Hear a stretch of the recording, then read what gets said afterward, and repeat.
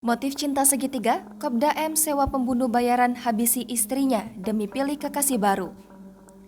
Rina Wulandari, istri seorang anggota TNI harus mendapat perawatan di rumah sakit akibat terkena tembakan oleh 4 orang tidak dikenal.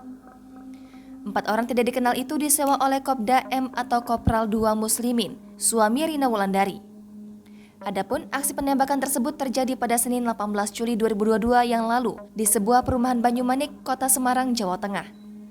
Kopda M hingga saat ini masih dalam pencarian tim gabungan TNI dan Polri.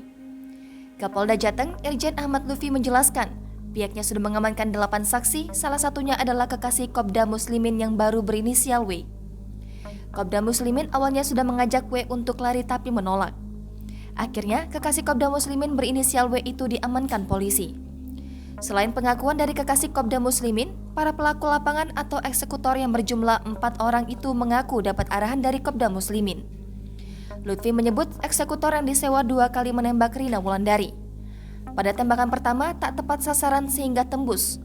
Untuk tembakan kedua berhasil bersarang di perut korban. Saat korban Rina Wulandari dibawa ke rumah sakit, Kopda Muslimin masih menemani.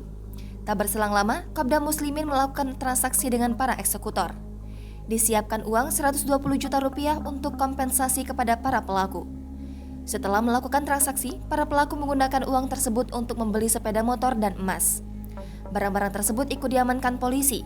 Polisi juga mengamankan barang bukti 1 pucuk senjata api dan 4 butir peluru. Jangan lupa subscribe, share, komen, dan like ya!